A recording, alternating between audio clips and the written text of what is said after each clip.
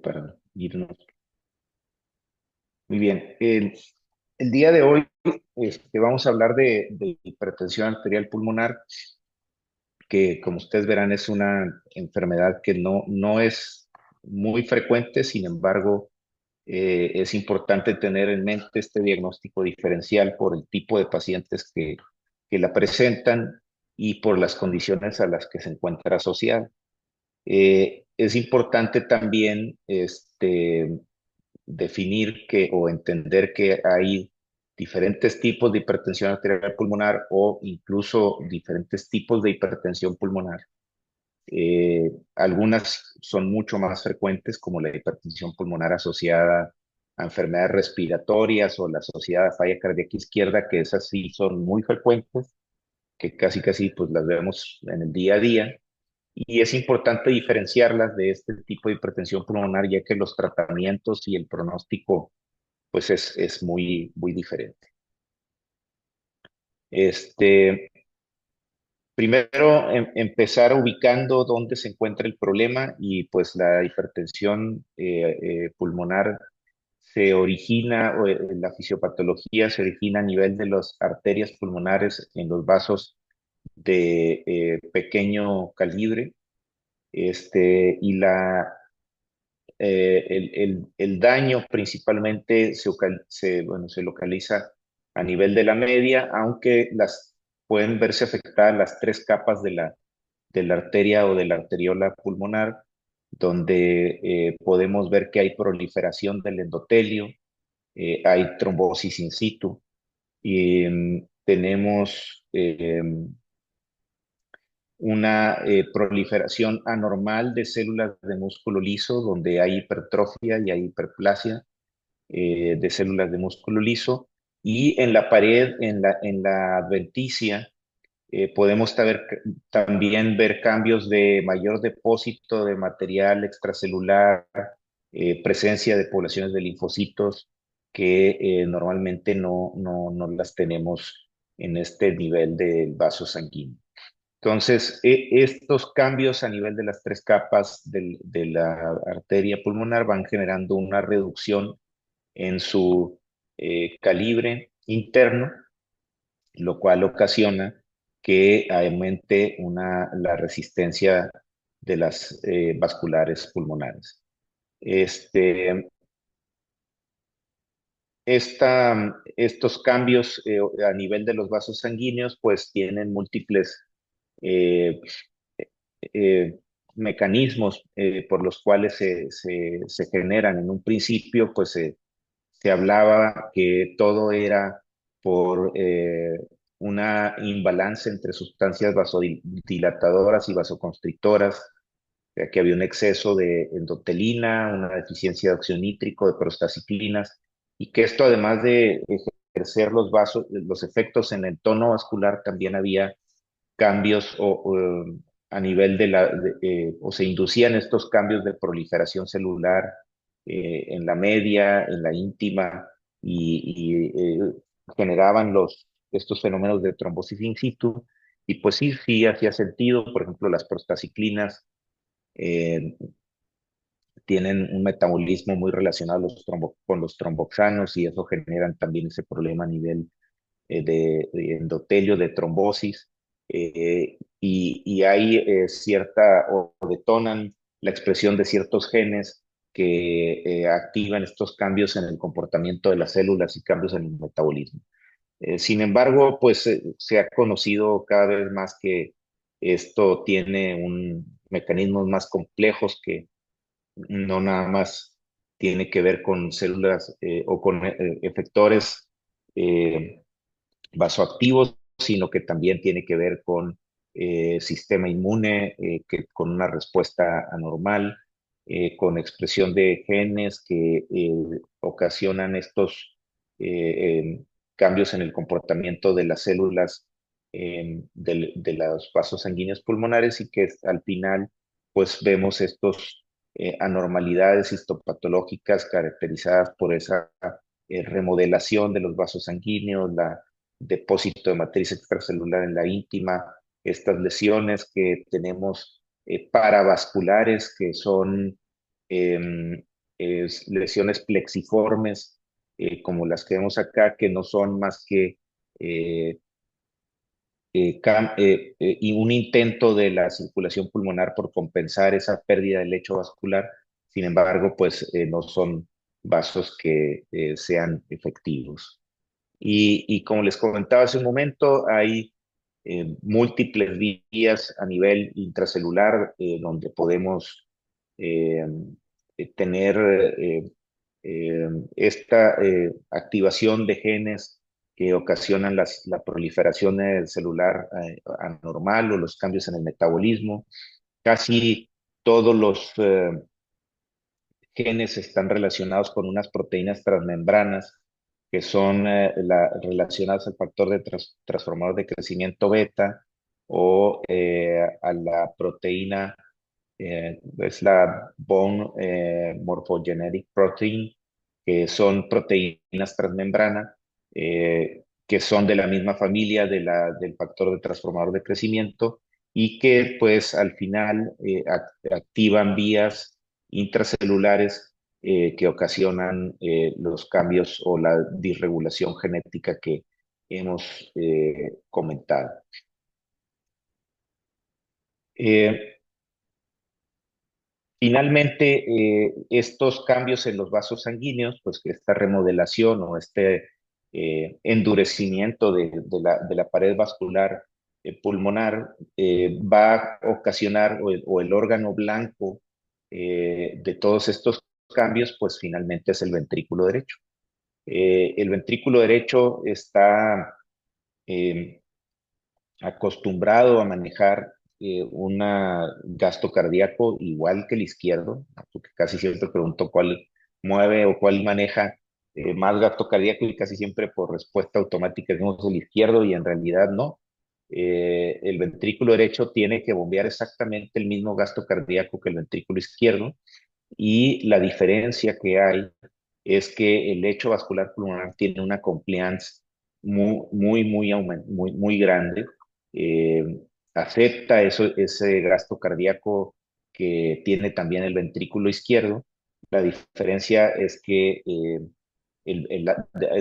el circuito izquierdo, pues es un lecho vascular mucho más amplio, pero pues tiene una resistencia mucho mayor, una compliance menor y por eso vemos que el ventrículo izquierdo suele ser más grueso, las paredes más gruesas, se suele adaptar mucho mejor a los cambios de presión, a diferencia del ventrículo derecho, que las paredes son más delgadas, las presiones de llenado son más bajas y su capacidad de adaptación a los cambios bruscos de presión pues no son buenos, ¿verdad? El ejemplo típico que tenemos pues es en el paciente con hipertensión pulmonar aguda, como el paciente con tromboembolia pulmonar, que pues si hay una obstrucción significativa de forma aguda del lecho vascular pulmonar, pues hay una dilatación inmediata del ventrículo derecho.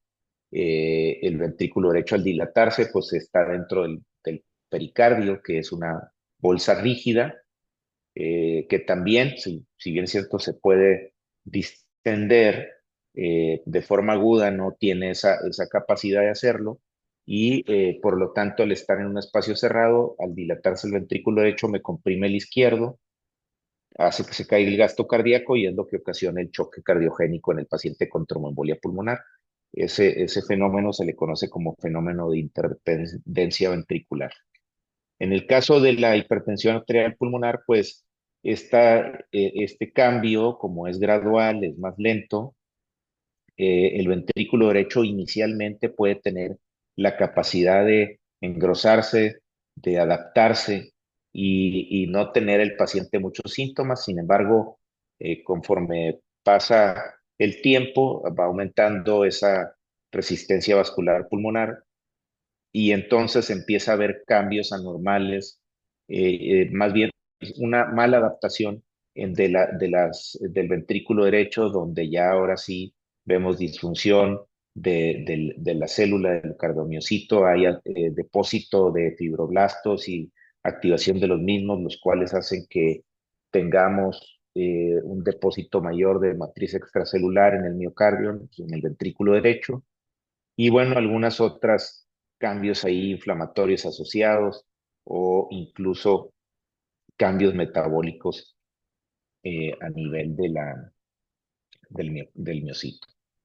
Eh, Cuando falla el ventrículo derecho, bueno, pues ya hay la forma manifiesta anatómica, pues es dilatación de las cavidades derechas, de la aurícula del ventrículo. Eso genera congestión venosa, con daño hepático, con daño renal, disfunción intestinal, disfunción muscular, lo cual empeora todavía más la clase funcional. ¿Cómo definimos la hipertensión pulmonar? Pues esta se define hemodinámicamente. Eh, Casi todo el tiempo que vemos el término hipertensión pulmonar, pues es en los reportes de un ecocardiograma pues como veremos más adelante, el ecocardiograma no es el gol estándar para diagnosticar hipertensión pulmonar, es el método de tamizaje, es con el que lo buscamos, pero una vez que tenemos una alta sospecha, entonces debemos de confirmarlo con un cateterismo cardíaco derecho. Las presiones que buscamos en el cateterismo cardíaco derecho para definir hipertensión pulmonar, pues es la presión media de la arteria pulmonar, que cuando es mayor de 20 milímetros de mercurio, de acuerdo a la última definición de las últimas guías, esto es lo que define hipertensión pulmonar, ya que vimos que el paciente tenía hipertensión pulmonar, tenemos que definir si es precapilar o postcapilar. Y esto lo definimos con los valores de la cuña, que la cuña es la presión de oclusión de la arteria pulmonar o presión en cuña de la pulmonar, que no es más que cuando estamos midiendo las presiones con un catéter especial que tiene un balón en la punta, inflamos el balón, hacemos que se acuñe en la arteria pulmonar y al acuñarse, las presiones que registra la punta del balón, pues ya es una presión que se transmite de las arterioles distales, de los capilares, de las vénulas, de las venas pulmonares y finalmente de las presiones de llenado del ventrículo izquierdo. Entonces, si están aumentadas la presión en cuña, eso nos dice que hay un aumento de la presión pulmonar postcapilar, es decir, que proviene de las cavidades cardíacas izquierdas, y entonces tenemos este patrón hemodinámico de cuña mayor de 15 milímetros de mercurio y habitualmente en estos casos las resistencias vasculares pulmonares son menores de 2 unidades de Wood. Cuando es precapilar, pues nos habla de que es por un problema de remodelación de la arteria pulmonar, entonces las resistencias son por arriba de 2 unidades Wood. Hay una entidad que se llama hipertensión pulmonar combinada pre y postcapilar, donde podemos tener una cuña elevada, pero también unas resistencias vasculares pulmonares elevadas.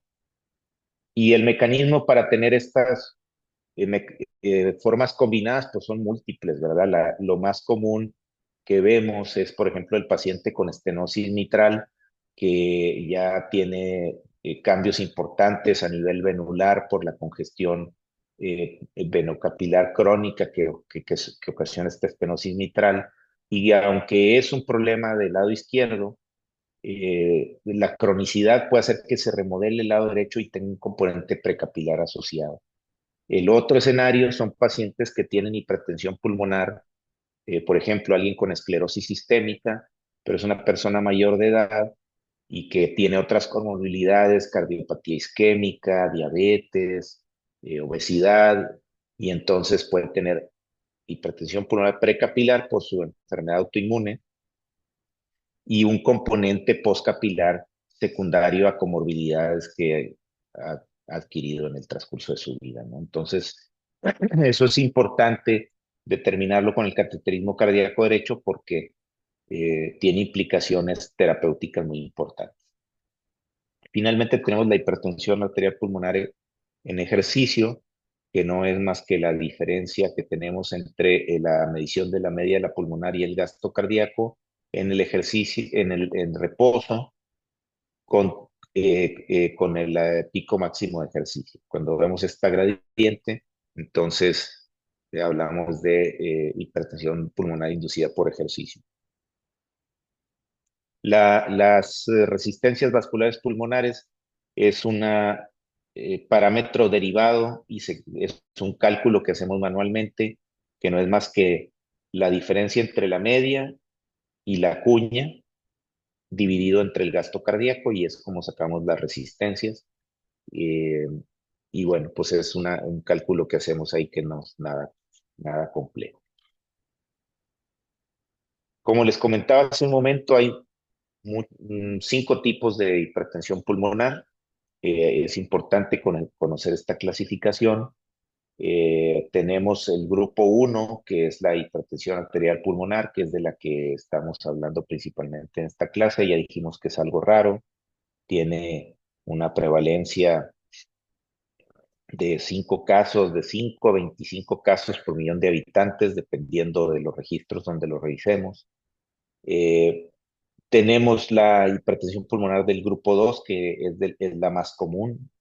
Este es asociado a enfermedad cardíaca izquierda, estenosis aórtica, insuficiencia mitral, falla cardíaca con fracción de eyección preservada o con fracción de eyección baja, principalmente.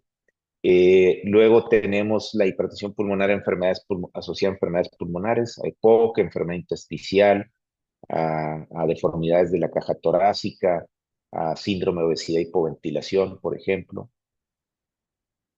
Esta causa pues también es relativamente común. Eh, Luego tenemos la hipertensión pulmonar del grupo 4, que aquí la principal enfermedad en el grupo 4 es la hipertensión pulmonar tromboembólica crónica. También es una enfermedad rara, algo relativamente infrecuente, aunque pues en centros como el nuestro tenemos, pues casi siempre los que les ha tocado rotar conmigo, vemos pacientes en el mes de tanto de tromboembólica crónica con hipertensión arterial pulmonar. Y bueno, pues es algo que lo tenemos identificado en algunos casos y pues el manejo suele ser eh, quirúrgico en algunos casos, en otros tratamiento médico o en otros combinado médico y quirúrgico, dependiendo ya cada, cada caso, o incluso con terapias de intervención eh, percutánea. Y finalmente tenemos en el grupo 5 la hipertensión pulmonar por causas multifactoriales o no muy bien definidos. Y ahí principalmente tenemos la hipertensión pulmonar asociada a enfermedades hematológicas o linfoproliferativas u otras enfermedades sistémicas como sarcoidosis, histiocytosis pulmonar, linfangioleinomatosis, etc. Volviendo al grupo 1, que es del que estamos hablando el día de hoy, la hipertensión arterial pulmonar, pues tenemos la idiopática, que es la más común. Luego tenemos la hereditaria, que esta se ha asociado principalmente a mutaciones del gen BMPR2 que comentamos hace un momento, principalmente, aunque ya se han identificado diferentes genes que se han asociado a hipertensión arterial pulmonar hereditaria. Tenemos también hipertensión arterial pulmonar asociada a drogas y toxinas. Históricamente, la que siempre se comenta, pues es asociada a anorexigénicos. ¿Qué particularidad tienen estos anorexigénicos? Que son derivados de las metanfetaminas. En Estados Unidos hay una epidemia muy grande de hipertensión arterial pulmonar asociada al uso de metanfetaminas. Curiosamente, aquí en México, donde hay un consumo también incrementado, no lo vemos. De hecho, yo no he visto un solo caso de hipertensión arterial pulmonar asociado con metanfetaminas aquí en México. En Estados Unidos es muy común. De hecho, es tan común que todo paciente que se considere que sea idiopático, se les hace antidoping y se ha encontrado que traen metanfetaminas hasta en un 20% de los casos. Eso en poblaciones, por ejemplo, como en Chicago, en San Diego, que es donde yo me entrené en esto y donde sí es muy frecuente ver en sus clínicas hipertensión arterial pulmonar secundaria el uso de metanfetamina. Eh, Asociado a otras enfermedades y aquí tenemos un grupo de condiciones que son relativamente frecuentes, que también las vemos todo el día, todos los días en la práctica. y que tenemos que buscarlas intencionadamente. Por ejemplo, asociadas a enfermedad de tejido conectivo, eso lo vemos muy común, sobre todo asociado a esclerosis sistémica o enfermedad mixta de tejido conectivo. Luego lupus son las tres comunes, pero todas las enfermedades de tejido conectivo, Sjögren, dermatomiositis, polimiositis, artritis reumatoide, y las tres que mencionamos previamente, todas pueden asociarse a hipertensión arterial pulmonar. En esclerosis sistémica se ha visto que hasta un 15% de los pacientes la tienen y como es tan frecuente, es que en estos pacientes se recomienda que se haga ecocardiograma anual en búsqueda intencionada de hipertensión arterial pulmonar.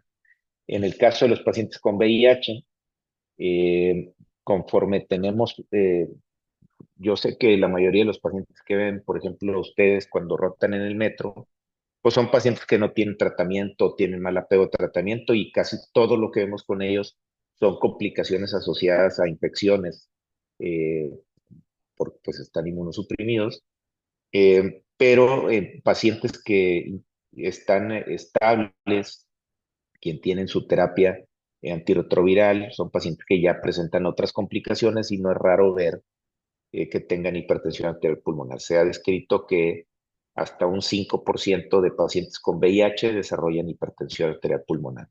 Esto, igual que con las metanfetaminas, yo creo que me ha tocado ver unos 3 pacientes con hipertensión arterial pulmonar con VIH. La hipertensión portal, tenemos tenemos un centro de trasplante de hígado y sabemos que este problema lo vemos hasta en 7% de los pacientes que tienen hipertensión portal y que se enlistan en un programa de trasplantes. Entonces hay que buscarlo intencionadamente, es parte del protocolo de evaluación. Si tienen hipertensión arterial pulmonar y no se trata correctamente antes de eh, eh, del trasplante, eso puede llevar a una complicación seria. Incluso si está en niveles elevados o con disfunción importante del ventrículo derecho, es una contraindicación de trasplante. Asociado a cardiopatías congénitas, sobre todo a cardiopatías congénitas que cursan con un shunt de izquierda a derecha, y aumenta el flujo pulmonar y eso ocasiona la hipertensión pulmonar. En la hipertensión pulmonar persistente del recién nacido, bueno, pues es una condición ahí que lo ven más los pediatras que nosotros. Y finalmente la hipertensión arterial pulmonar con datos de involucro venular capilar y eso es una condición que la vemos con relativa, eh, pues es si la idiopática es infrecuente, la venoclusiva es muy infrecuente. Igual tenemos ahorita activos en seguimiento solamente un caso. Son pacientes que tienen peor pronóstico y de hecho en cuanto se diagnostican deben de ser referidos para evaluación para trasplante pulmonar. Y bueno, lo que comentábamos, la incidencia, 5 6 casos por millón de habitantes, con una prevalencia que en algunas series puede ser hasta 50 casos por millón de habitantes. En México tenemos algo de información en este registro que se llama REMEHIP, es un registro mexicano de hipertensión pulmonar, donde, digo, obviamente con todos los asegúnes, ¿verdad?, que tenemos, los sesgos, donde participaron centros de aquí de Monterrey, pacientes de aquí del Zambrano, del Universitario, de la Clínica 34, de la Ciudad de México, principalmente Monterrey y México son los que enrolaron en este registro, 752 pacientes y se estimó una incidencia de 2 casos por millón de habitante y una prevalencia de 5 por millón de habitantes. En este registro, pues vimos cómo la media de la población es de 43 años, el sexo que predomina es femenino, como en el resto de los registros a nivel mundial, y una situación ahí que es importante que conozcamos es el tiempo del intervalo entre el inicio de los síntomas y el diagnóstico, pues es de aproximadamente un año. De hecho, aquí nos fue nos fue bien, porque en otros lugares del mundo está descrito que es hasta 2 años. Luego tenemos la hipertensión arterial pulmonar idiopática como la más frecuente, más bien empatada con las cardiopatías congénitas. Esto es algo atípico para la mayoría de los registros a nivel mundial.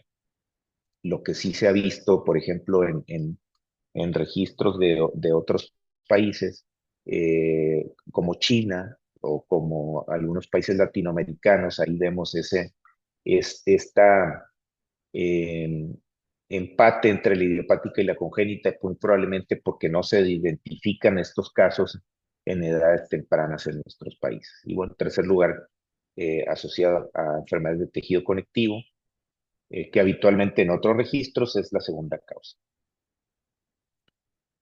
¿Por qué es importante hablar de hipertensión arterial pulmonar o conocer esta condición a detalle? Bueno, pues como podemos ver aquí, la sobrevida, cuando no teníamos terapia específica para hipertensión arterial pulmonar, por allá en los noventas, si se fijan, pues es sobrevidas a 2 años de un 50% a 5 años de un 25%. Entonces, este, esto es algo, pues un pronóstico muy importante, digo, muy negativo en estos pacientes y bueno, sobre todo cuando no tienen un tratamiento adecuado, lo cual en nuestro medio, pacientes que no tienen acceso a las terapias, pues ese es el comportamiento que sigue teniendo la enfermedad.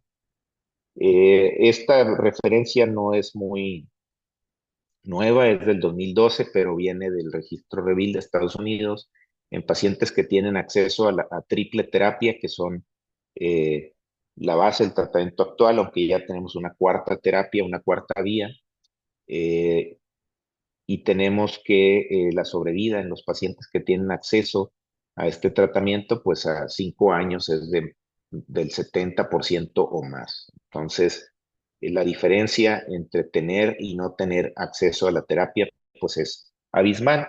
Y pues independientemente de que los pacientes tengan acceso a la terapia, pues la curva de sobrevida, como pueden ver, pues nos dice que es una enfermedad que es crónica, que es progresiva y que pues que finalmente suele ser fatal. Y si vemos que la mayoría de los pacientes o la media de los pacientes es que son jóvenes, de los 40, pues todavía lo vuelve algo de mayor relevancia para la salud pública.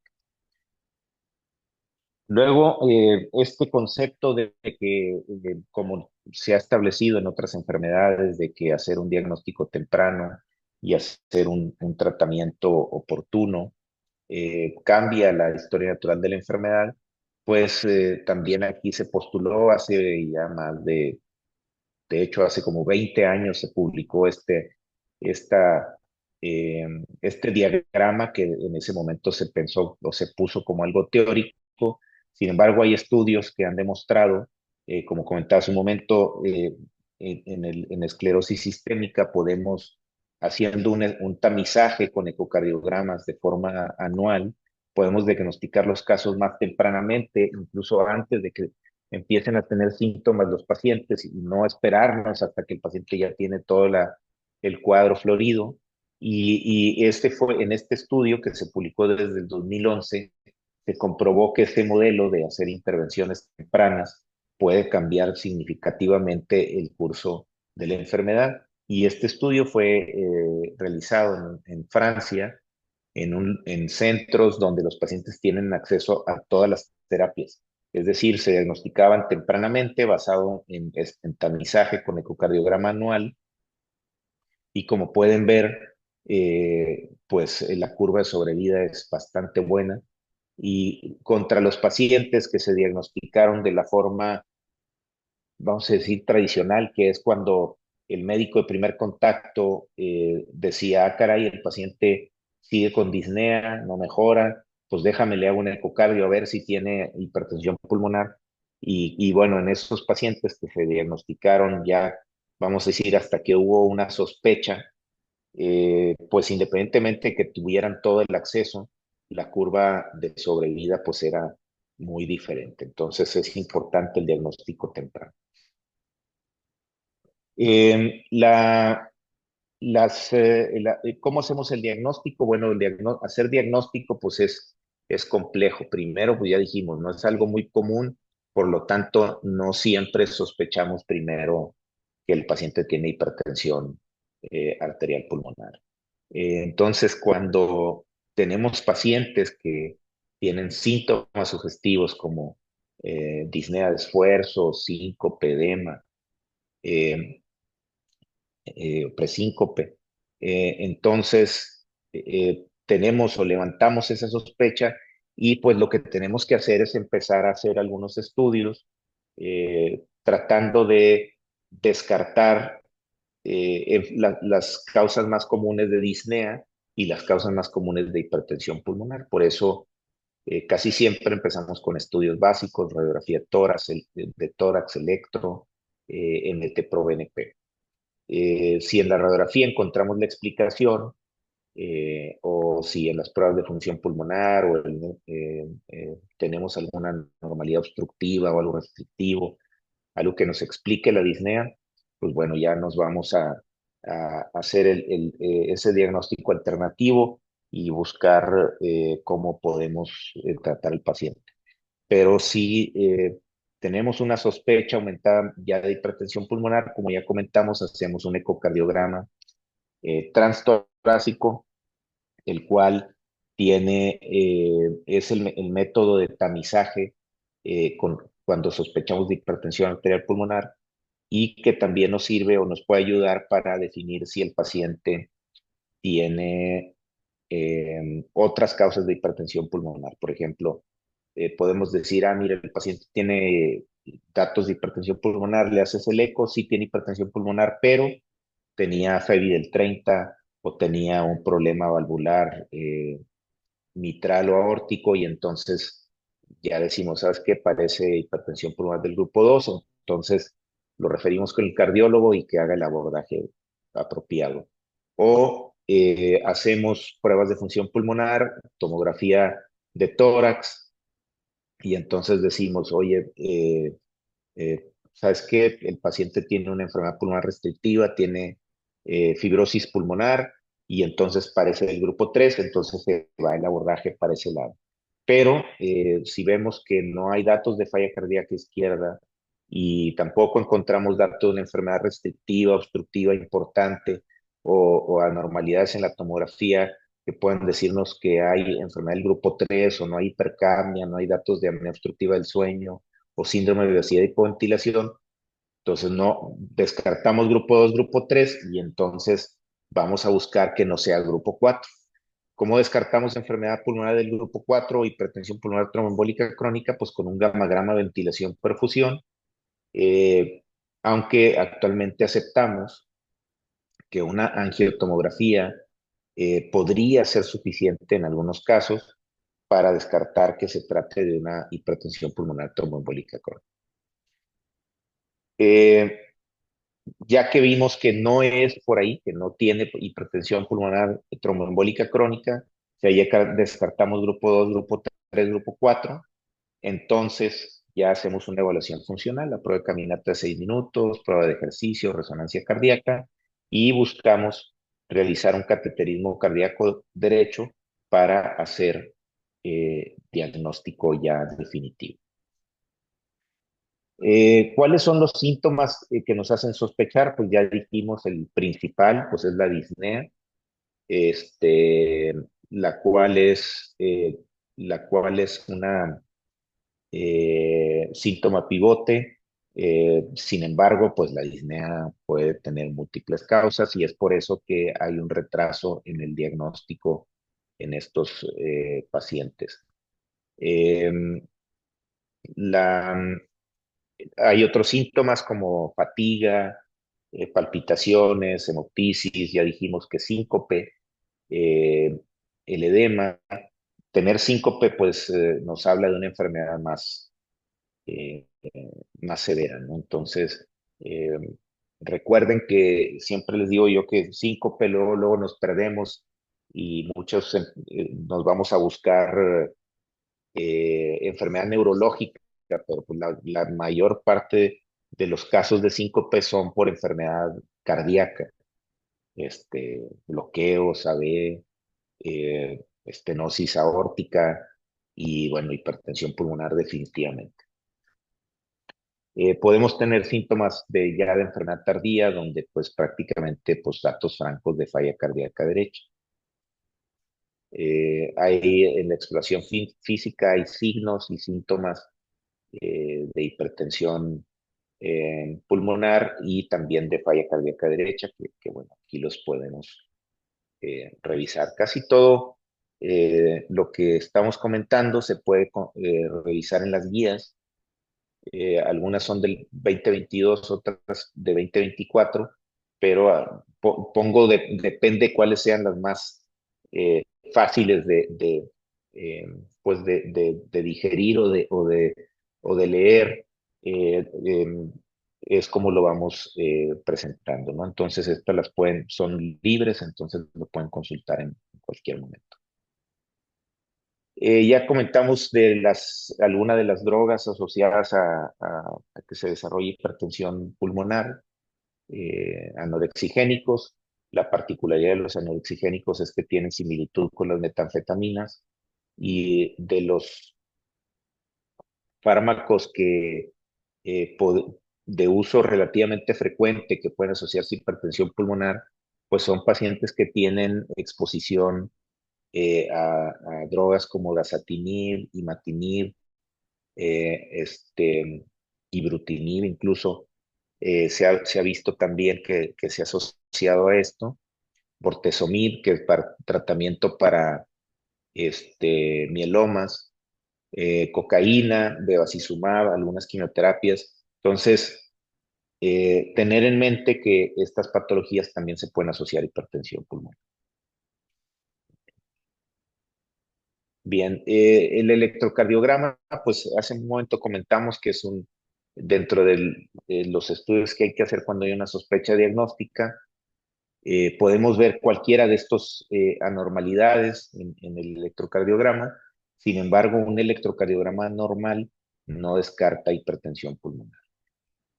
Lo mismo con la tele de tórax, podemos ver datos francos como de hipertensión pulmonar, donde hay oligoemia, crecimiento de la arteria pulmonar, de la rama interlobar derecha, el tronco de la pulmonar, cardiomegalia con levantamiento de la punta que nos habla de crecimiento de cavidades derechas. Esto es así como que lo típico, pero pues igual podemos hallar datos muy sutiles o incluso no ver datos francos, como en este caso, que no tiene los datos así francos como en el otro, como no se ve una cardiomegalia, pero sí un poquito el crecimiento de cavidades, algo de oligoemia, es una paciente con hipertensión pulmonar. Este otro, no hay una cardiomegalia franca, pero sí hay oligoemia y franco crecimiento de las cavidades derechas. Otro caso aquí también, limítrofe a la cardiomegalia. Eh, Aquí sí vemos que hay un poquito de flujo pulmonar, no tanto oligoemia. Vemos esta prominencia de la borde izquierdo del mediastino, que a lo mejor alguien diría, bueno, este es el callado de la aorta, ¿no? El callado de la aorta está aquí, este es el tronco de la pulmonar, este es una cardiopatía congénita, por eso se ve que hay más flujo en lugar de tener oligoemia, que es lo clásico de los pacientes con hipertensión pulmonar. Este es otro caso de de hipertensión pulmonar, un poco crecidos los vasos sanguíneos, y aquí dices, oye, aquí tampoco veo algo de oligoemia, de hecho veo como si hubiera líneas B de Kerley, y aquí hay una línea B de Kerley muy evidente. Este es un caso de enfermedad pulmonar venoclusiva. Entonces, digo, igual casos raros, pero bueno, todos estos casos son casos reales que hemos visto a través de los años. En la tomografía de tórax, eh, podemos ver también datos francos de hipertensión pulmonar. Por ejemplo, vemos aquí dilatada el tronco de la pulmonar, eh, un aumento del tamaño de las cavidades derechas, un aumento del tracto de salida del ventrículo derecho, y que cuando tenemos estos tres hallazgos con una pulmonar de más de 30 milímetros de 30 milímetros de diámetro, un grosor de la pared del tracto de salida del BD de más de 6 milímetros, como en este que es de 8, y una relación BD-BI mayor de 1, como en este caso. Si juntamos estos tres hallazgos en una tomografía de tórax, la probabilidad de que el paciente tenga hipertensión pulmonar es muy alta, ¿no? Con un área bajo la curva de 0.94 para una media la pulmonar de más de 25 milímetros de mercurio. Eh, cuando ya tenemos esta sospecha por clínica, por imagen, por eco, perdón, por pruebas de función pulmonar, pues entonces ya hacemos el ecocardiograma. Como comentábamos hace un momento, hay eh, niveles de probabilidad de hipertensión pulmonar desde un riesgo bajo, intermedio o alto, y va a depender mucho de la velocidad del jet de regurgitación tricuspide y de los cambios asociados o sugestivos a hipertensión pulmonar. Por ejemplo, un paciente que tiene una velocidad de jet de regurgitación tricuspidea de menos de 2.8 metros por segundo, que eso es un riesgo bajo. De 2.9 a 3, este es un riesgo ya intermedio, pero si además de eso tiene datos de ecocardiográficos de hipertensión pulmonar como lo es dilatación de las cavidades derechas, pues entonces el riesgo se va a mayor, a riesgo alto. No es nada raro que nos reporten ecocardiogramas con jet de regurgitación tricuspidia de, no sé, 2.3 y nos digan presión sistólica de la pulmonar de, no sé, de 50. Eh, lo normal es hasta 35 milímetros de mercurio. Entonces tú puedes decir, ok, sí está un poco elevado, pero no están dilatadas las cavidades derechas, pues la probabilidad no es tan alta, pues es intermedia en ese caso. Y cuando un paciente ya tiene una probabilidad alta porque el jet de regurgitación es más de 2.9 y tiene datos de sobrecarga de cavidades derechas, o la velocidad del jet es más de 3.4 metros por segundo, entonces se clasifica como de riesgo alto. Y como pueden ver en la imagen, eh, el jet de regurgitación tricuspidia se mide eh, en la forma que se está esquematizando acá, viendo esta curva, colocando el marcador para hacer una medición lo más correcta posible, y ahí es donde calculamos, en base a la velocidad del jet, esa presión sistólica del ventrículo derecho, que se saca con esta fórmula que se llama fórmula de Bernoulli, que es el jet de regurgitación tricuspidia al cuadrado multiplicado por 4 más la presión de la aurícula derecha. Entonces, con eso es la forma en cómo calculamos el jet de regurgitación tricuspidia y la presión sistólica del ventrículo derecho. Bien, y bueno, pues aquí se están mencionados en algunos datos de hipertensión pulmonar que vienen en las guías. Pues el más fácil de todos es aumento de tamaño o de la relación del BDBI, pero hay algunos otros que están aquí mencionados y que nos sugieren hipertensión pulmonar. Las pruebas de función pulmonar, eh, pues nada más conocer que el dato más típico pues es pacientes que tienen espirometría normal o con restricción leve y con una DLCO baja. Ese es el patrón típico del paciente con hipertensión arterial pulmonar.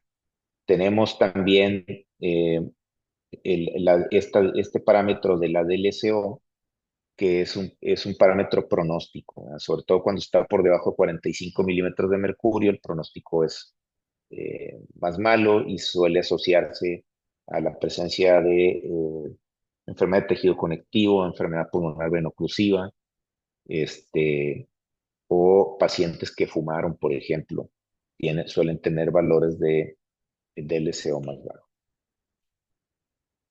Este es un ejemplo del gamagrama ventilación perfusión anormal en pacientes que tienen enfermedad pulmonar tromboembólica crónica, que es parte del protocolo de estudio, descartar esta condición. Y tenemos aquí que los pacientes que tienen una gamagrama ventilación perfusión normal, pues la probabilidad de que sea enfermedad tromboembólica crónica es muy baja. Ok, digo, ya ahorita hablamos de las definiciones hemodinámicas, nada más conocer, nuevamente reforzar el concepto que el cateterismo cardíaco derecho es como se hace el diagnóstico en estos pacientes. Una vez que ya confirmamos el diagnóstico con el cateterismo cardíaco derecho, entonces lo que sigue es hacer algo que se llama estratificación de riesgo, donde utilizamos parámetros clínicos,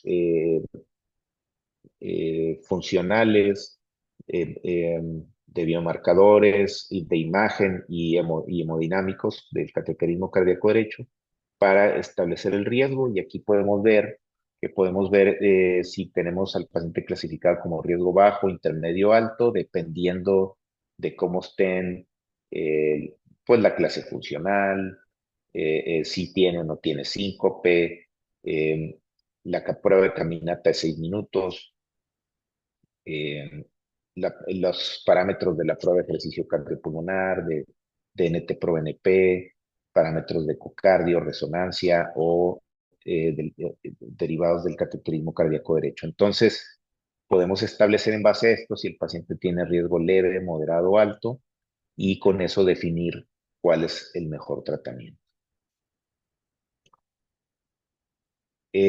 Tenemos dentro de la clasificación de riesgo, cuando acabamos de hacer el diagnóstico, se recomienda que hagamos esta evaluación completa con todos estos parámetros que están aquí. Los centros expertos a nivel mundial, pues usan esta evaluación completa, ¿verdad? En la mayoría de las veces. Incluso hay unos que hacen cateterismo pues cada seis meses o cada 3 meses o cada que ellos consideran que es suficiente. En nuestro medio, es muy común que lo hagamos al momento del diagnóstico y ya en el seguimiento, pues utilicemos una estrategia de estratificación de riesgo utilizando 3 o 4 estratos o 3 o 4 factores de riesgo, utilizando parámetros más sencillos como clase funcional, prueba de caminito de 6 minutos o NT-proBNP. Muy bien.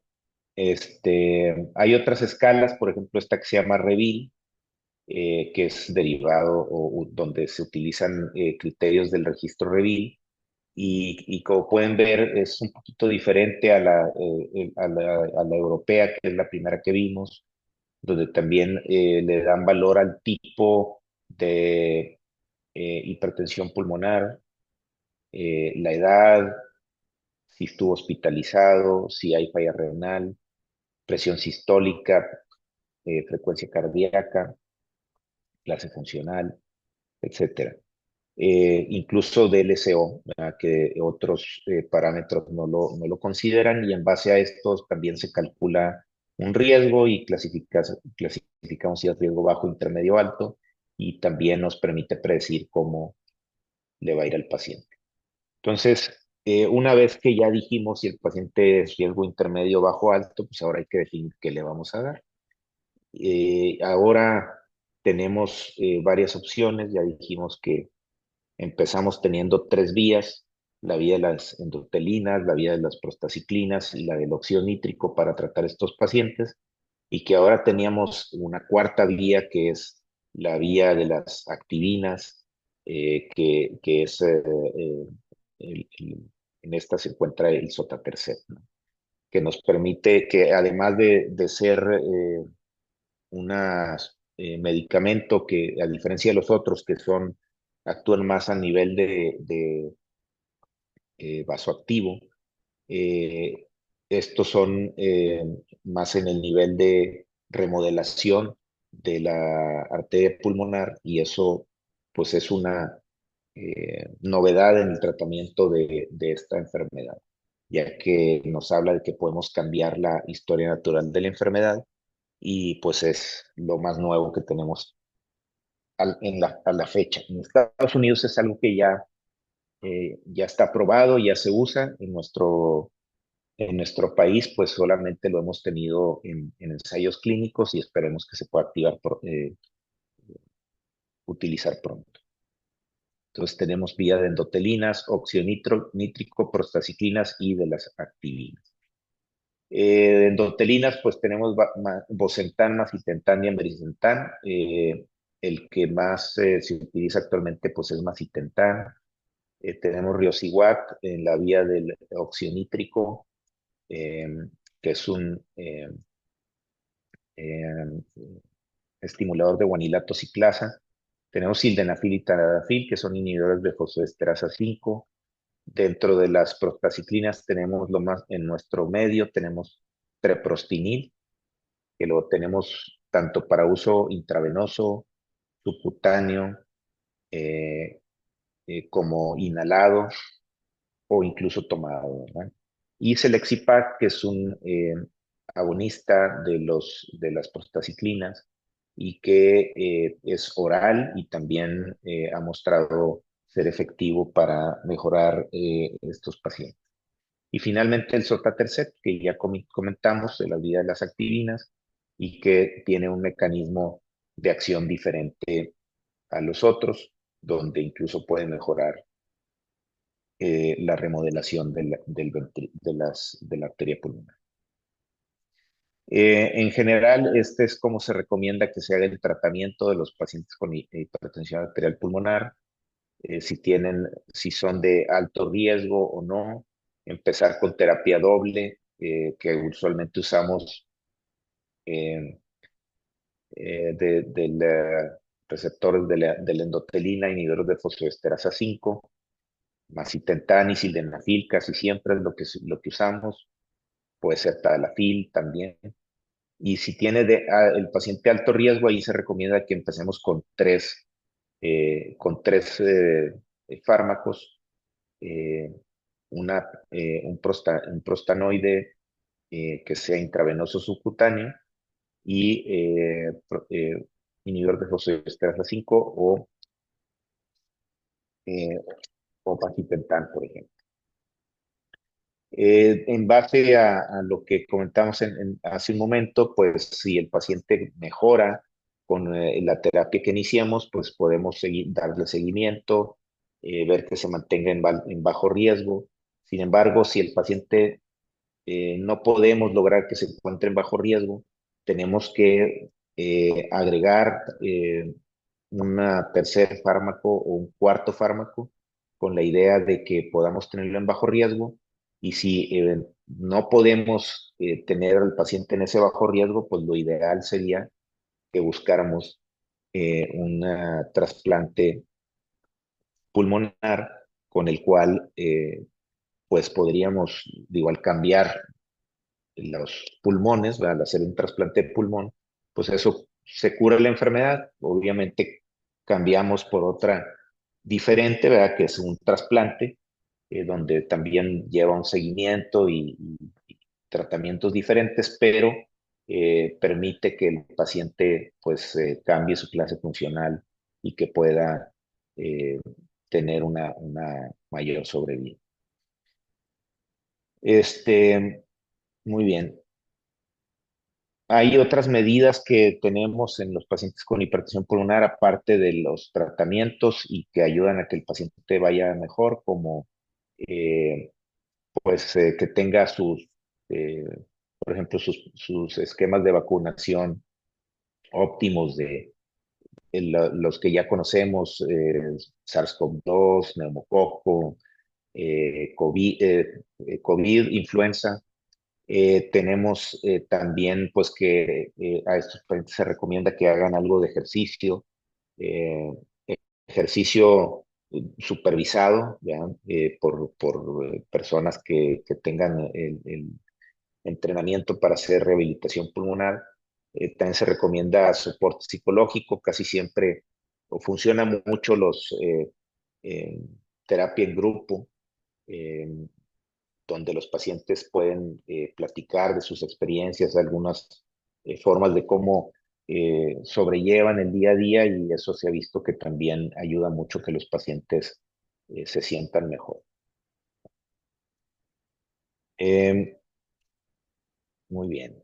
Y bueno, pues nada más comentar lo del trasplante de pulmón, que puede ser curativo, entre comillas, porque pues cambiamos los pulmones, ya no hay esa remodelación pulmonar. De hecho, cuando hay un trasplante de pulmón, el ventrículo derecho tiende a remodelarse de forma positiva y no es necesario hacer un trasplante de pulmón y de corazón. O sea, con el puro trasplante de pulmón mejora la capacidad funcional de los pacientes y mejora la función del ventrículo derecho. Muy bien. Este, no sé si alguien tenga alguna duda o alguna pregunta. Este es una paciente que tuvimos que se hizo trasplante de pulmón, que tuvo que estar en ECMO porque estaba ya falla cardíaca derecha, y finalmente pues la paciente mejoró. De hecho, pueden ver cómo se redujo el tamaño del ventrículo derecho, tanto en el eco como en la radiografía, ¿no? Y esto es algo importante, ¿verdad? O el concepto este de la remodelación positiva del ventrículo derecho en los pacientes que han llegado a un trasplante. No sé si ahora sí, si alguien tenga alguna pregunta, alguna duda de de este tema, si alguien tiene alguna pregunta con toda confianza, con todo gusto lo respondemos.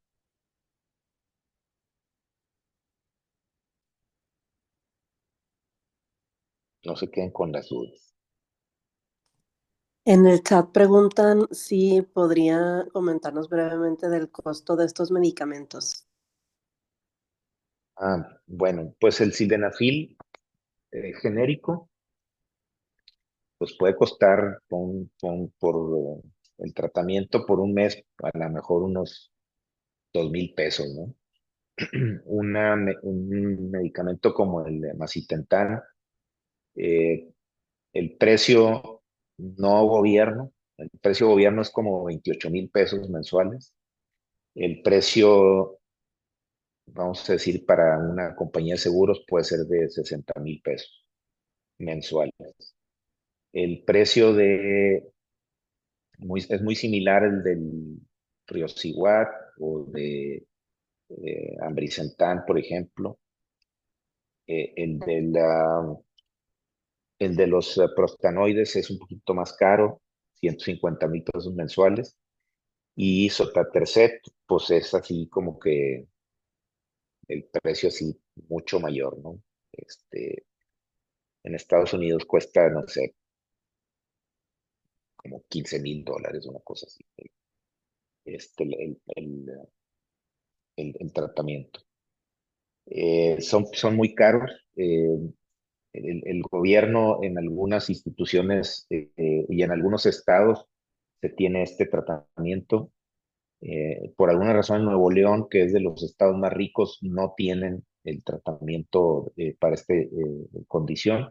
Para el IMSS sí, para ISSSTE también, pero para población no asegurada no tienen tratamiento. Entonces, es algo complejo. Muchos de los pacientes están eh, en estudios de investigación y es como tienen acceso a alguno de los tratamientos, por ejemplo, a Sotatercept, ¿no? Que sí es lo más, digo, de todos los medicamentos es el más caro de todos, y En Estados Unidos es una cosa así como que la locura es el precio de ese medicamento.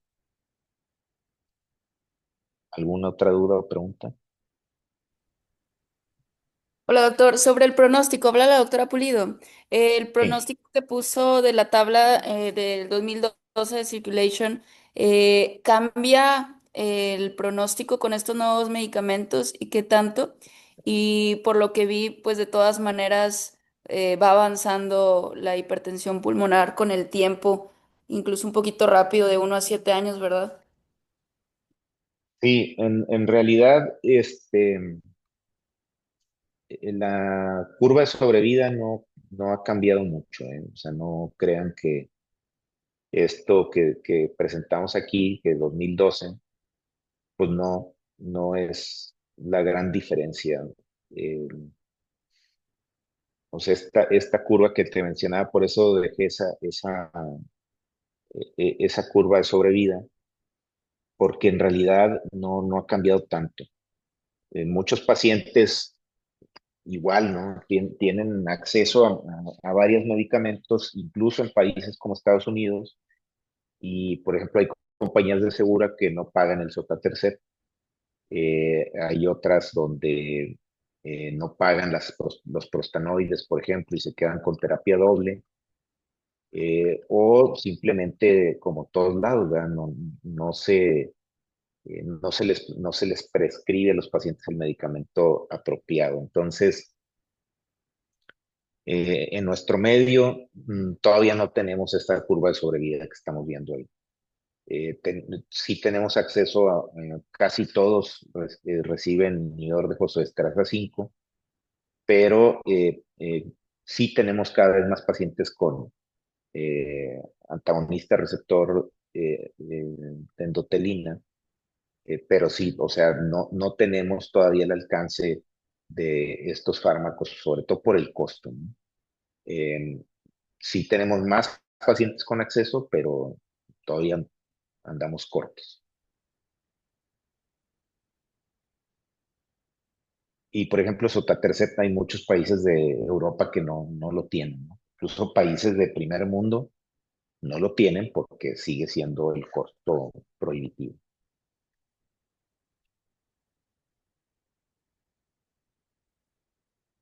¿Alguna otra pregunta?